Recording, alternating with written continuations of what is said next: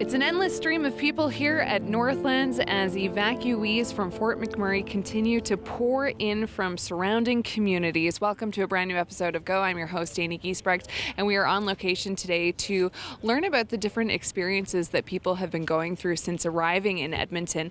We're going to be chatting with a young family today with a small baby who are only able to grab a few supplies before escaping with their dogs and only the clothes on their back, some pet owners and some other Fort McMurray residents who are very emotional since arriving in Edmonton. But as you can see, it's busy and the entire city has welcomed all of these evacuees with open arms. This is one of the major evacuation sites. Thousands of people here just looking for a shower, some hot food, a place to put their head and try to figure out the next step.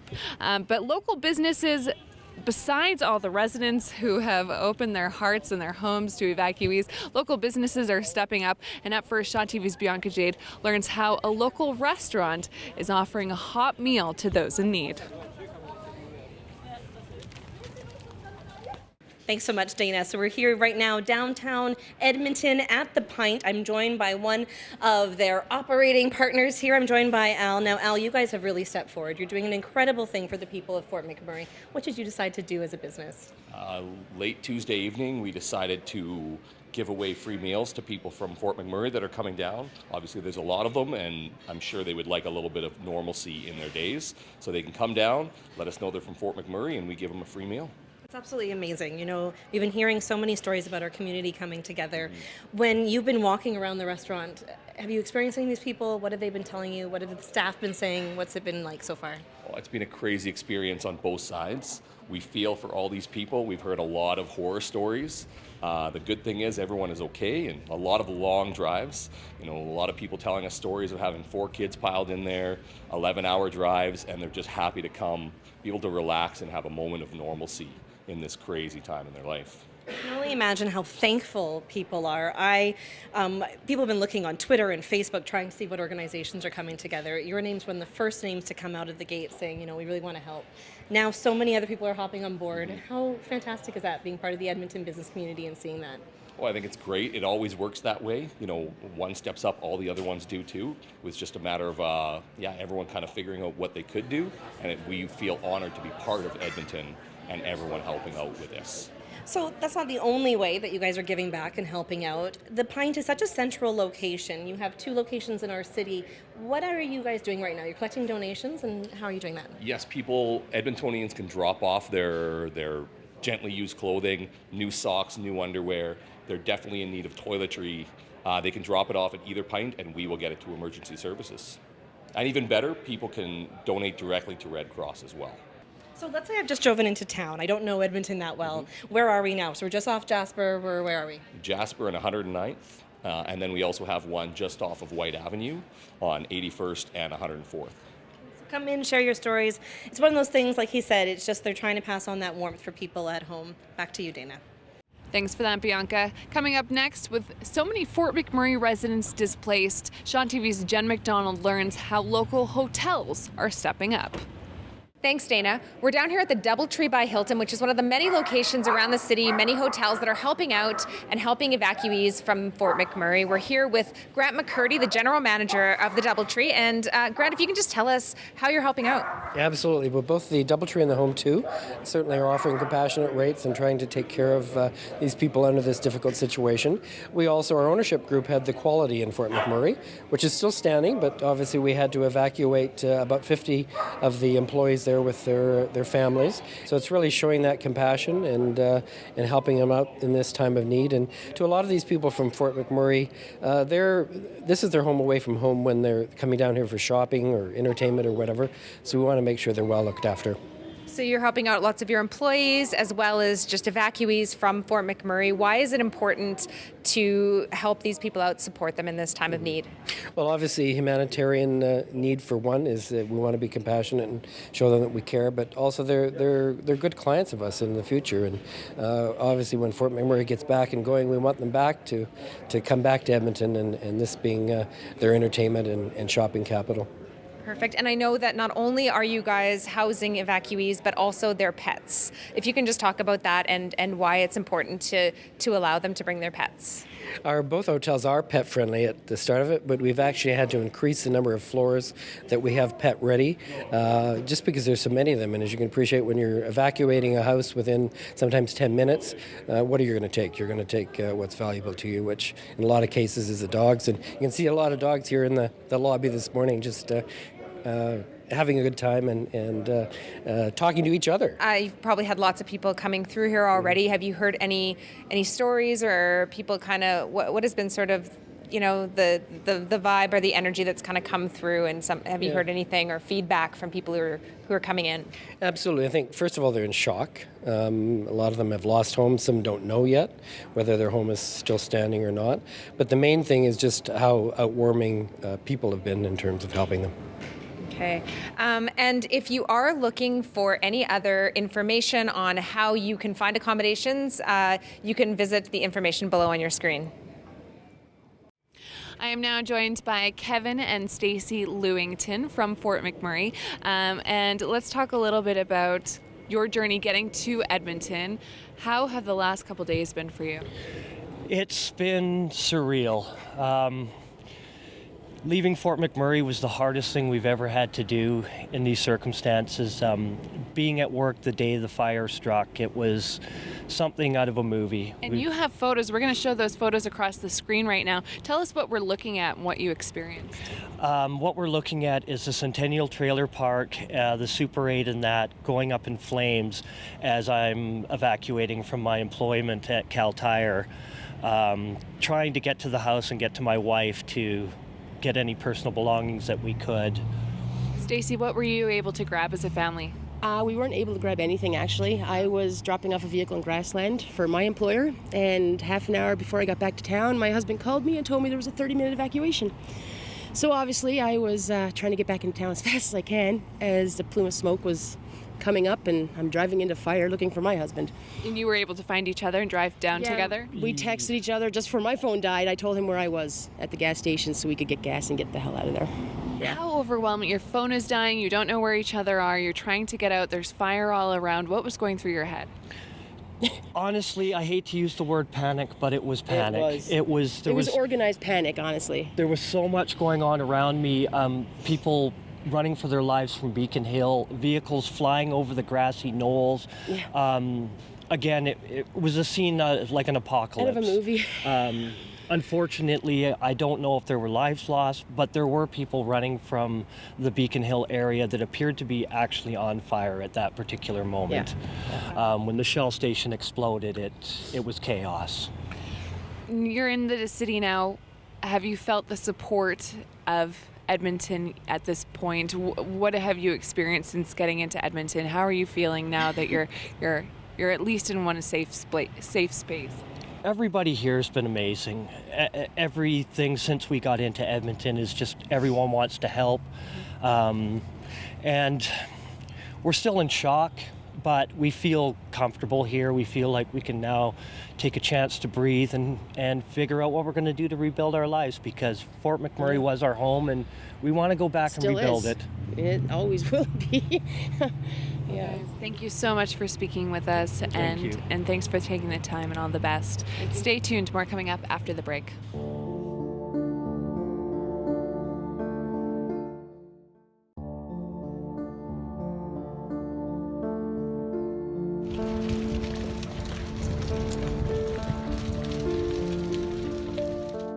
Welcome back to the show. Once again, we're on location at Northlands, where, as you can see, the parking lot is full, but that doesn't mean evacuees have stopped pouring in. Currently, they're over capacity. They have thousands of people inside, still registering and looking for a safe space to put their head down on a pillow and get some rest, get some food, maybe take a shower.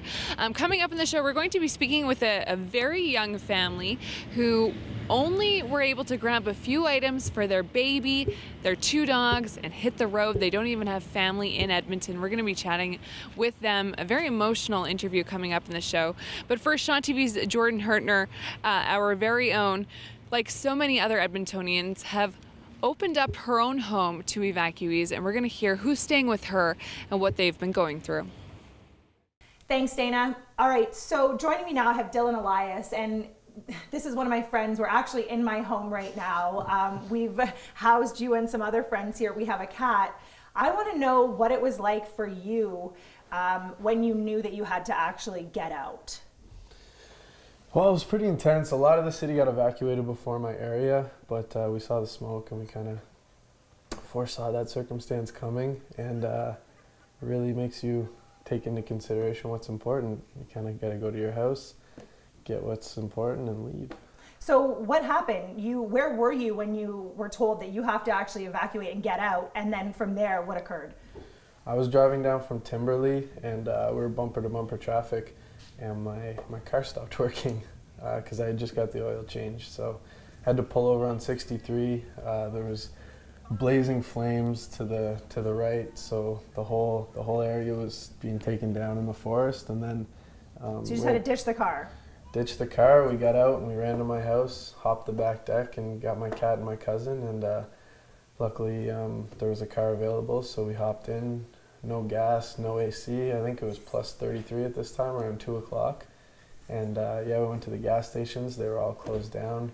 There's a lot of people franticking, not knowing what to do. Got to give it up for all the emergency services people. For sure. They were there. Their families were getting out, but they stuck through the whole time. And they're still there fighting. It was amazing.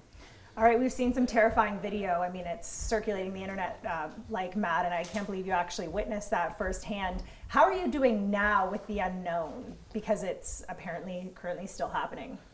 It's still happening, but from what I heard, most everyone's gotten out, and people like you and people around Edmonton are more than welcoming. The city's been great. There's a lot of free services available.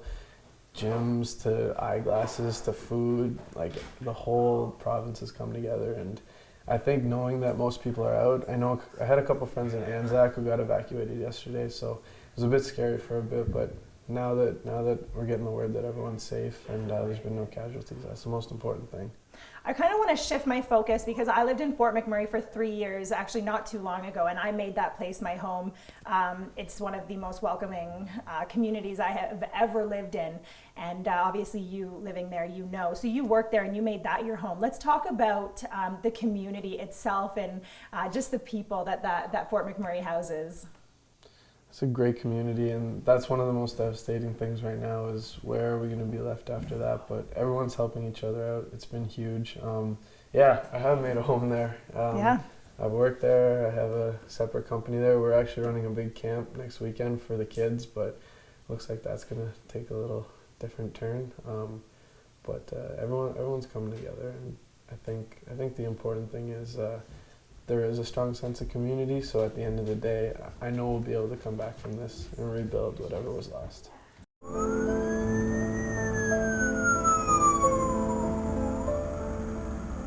At the top of the show, we were downtown. Now I've moved my way to the north end. These are some of the toiletries that have come in to the Fraser Community League. This place is unbelievable, so full of so many different donations that have been coming in. They kicked off all of their amazing efforts on Tuesday evening as basically our whole community was starting to come together. Yep. Now, how did you guys kick this off and why? Yeah, there was actually a couple brothers that had come in that are paramedics and EMS support and had contacted the Community League and were just wanting a place to receive donations and just kind of help out in any shape or form.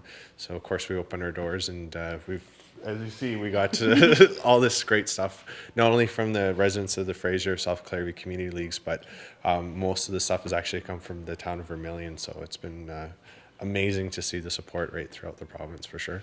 We're not that big of a community league here. No. You come in the building, it's not that large, and you have clothing that's already come in, items for small children, really such a big gamut. When you see people coming in, dropping off the donations, what have they been telling you? Oh, they just anything they can do to help out the people in Alberta, especially Fort McMurray. It's overwhelming to just see the support and generosity of your neighbors, essentially, and how easy they're giving to without any question. What can I do? How can I help out? you can't say anything bad about our neighborhood for sure. So. And you guys have been putting in crazy hours. Talking to some of the ladies before downstairs, they've been here all night. Same thing with yourself, you know. You guys are just putting this ahead of everything. And you have to, and especially when people hear of loss of their homes and just the situation that they're dealing with. You know, having a little couple hours less of sleep each night, it doesn't even compare. So you can't even say anything about that for sure. Now, this is part of a complicated process. So you come in off the highway, we're on the north side, they can make a stop here, but you want to remind people that this isn't where they end. They need to go to Northlands. That's correct. And working with the city and the province, Northlands, the Expo Center at Northlands, that's where they want to go, make sure everyone's registered so they can ensure that everyone's arrived safely, that they can get the proper resources they need, so whether it's medication or counseling or whatever they need, Northland is definitely the place to go, and they'll make sure that they're set up properly there for sure. Now, you touched on medication. That's something that I thought was pretty incredible about this community league. People have left their homes with absolutely nothing, so they're grabbing clothing and toiletries here, but you also have a little bit of a medi center downstairs. Yeah, we actually, with just the paramedics, the two brothers, they have the ability just to kind of just do basic triage. Of course, we want to make sure if they have any conditions to go to the proper medical facilities and what have you. Again, it's just a basic assessment, if you will, if they need to, but we definitely encourage them to go to the medical centers for sure. Well, on behalf of Edmontonians, thank you so much for giving back to our community this way. We're going to have the information on our website right now for the Fraser Community League and how you can give back to this community that's definitely in need, that's needing our help. Well, we've got beautiful little Lincoln here who's got a fantastic smile despite the circumstances with her parents, Chelsea and Tim. Can you talk to me a little bit about what it's been like for you as a family coming down to Edmonton? We can even hear the dogs barking in the back. What's your experience been like? You know, it's been open hands. I just want to thank Edmonton for everything. Chelsea? Yeah, everyone's been so welcoming, and we've gotten flooded and overwhelmed with the amount of support from everyone. Like, we just got here and someone said, do you need clothes? And we do, so we left with a suitcase, and we just actually found out maybe an hour ago that our house is gone.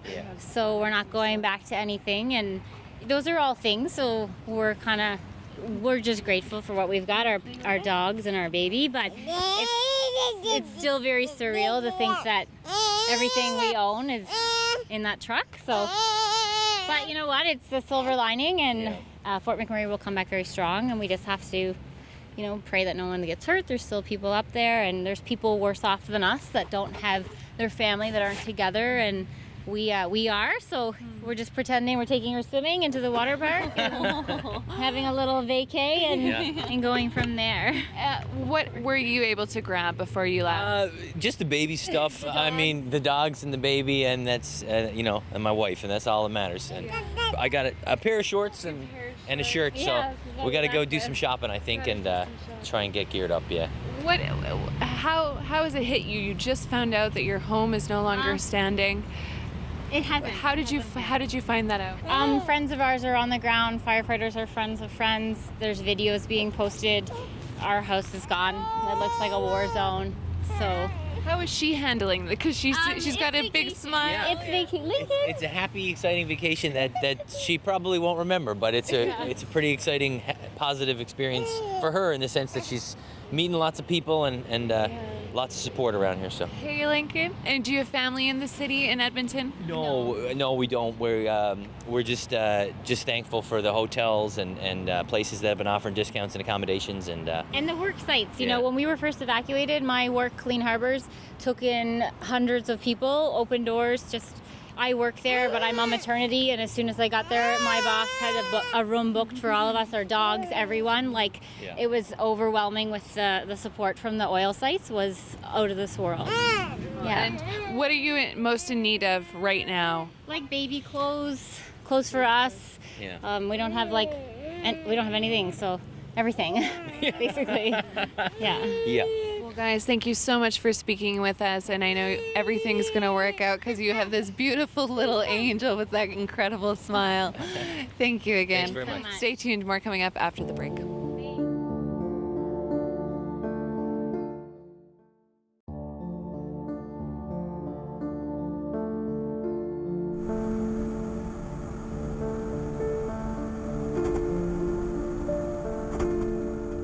Welcome back. More families coming into the Northlands parking lot, finding a place to park so they can go inside and register. Not even very many parking spots left. And once again, we're seeing who we can chat with.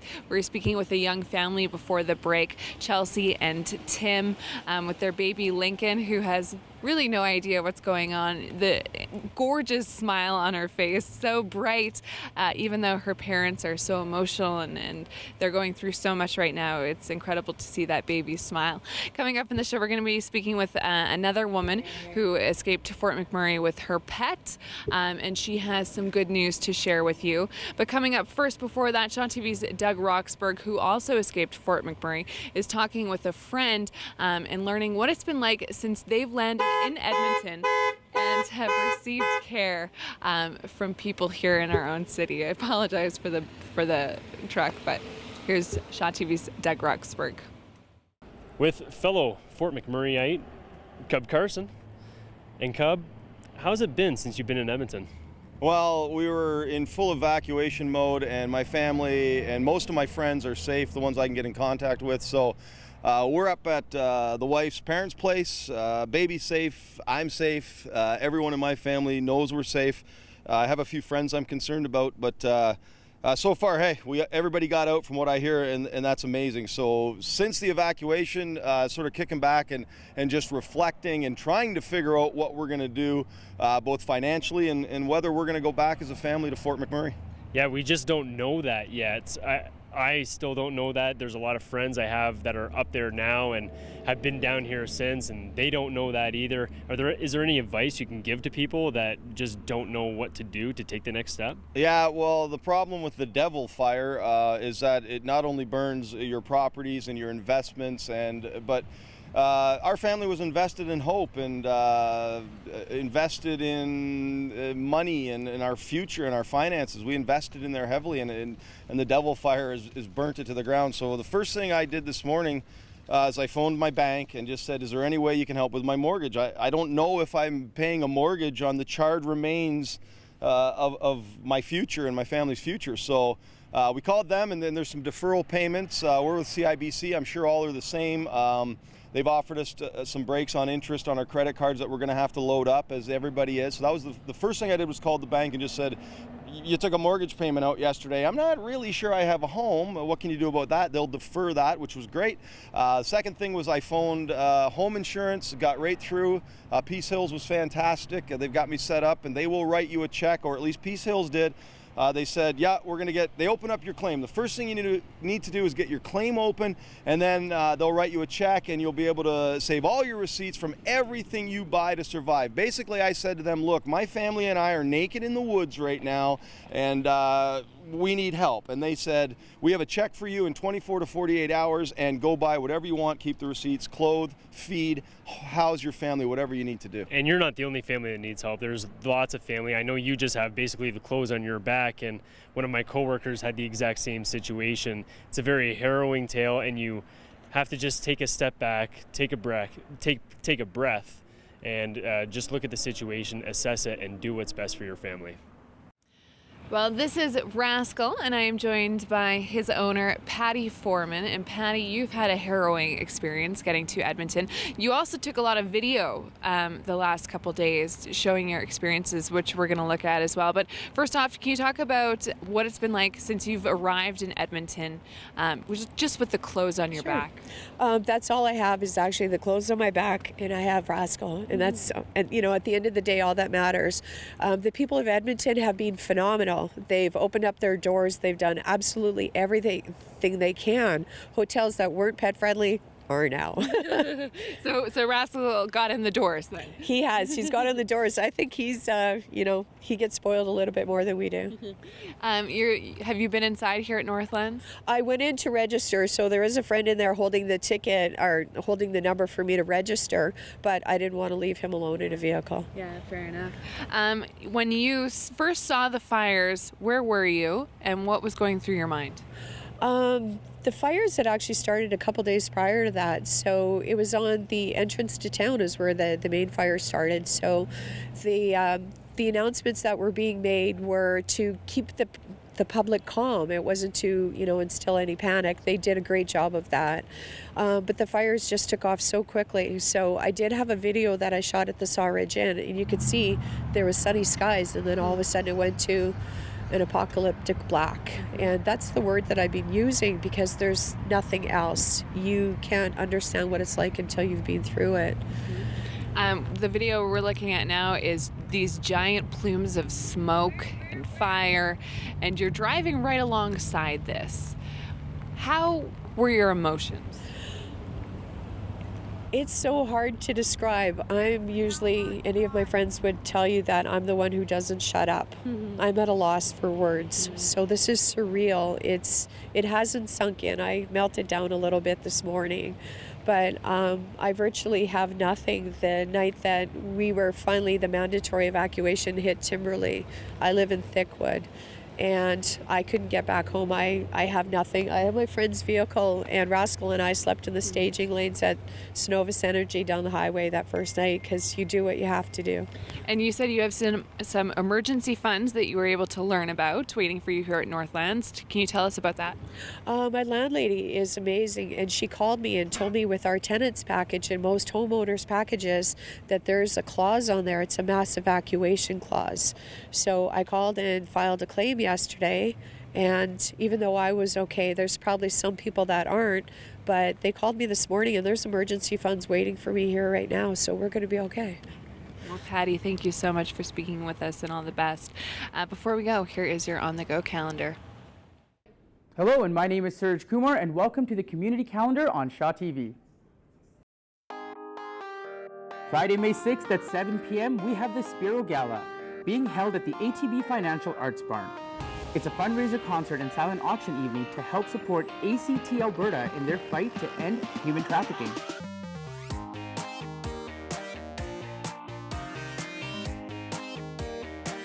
At 6 p.m. on May 7th, the Masala Cafe and Bistro is hosting Music and Verse, all in support of Winhouse.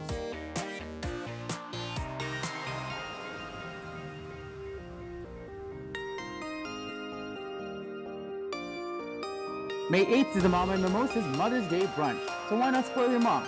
All proceeds go towards the Tourette Syndrome Foundation of Canada.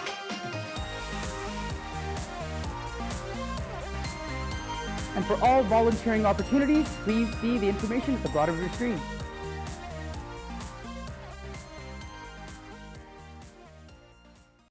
All right, that is it for us from Northlands. But please remember, if you would like to donate, all you have to do is text Red Cross to 30333 or go to redcross.ca. The federal government has also announced that they will be matching individual donations to Red Cross and relief efforts. I've been your host, Amy Giesbrecht. Thanks so much for tuning in. We'll see you next time.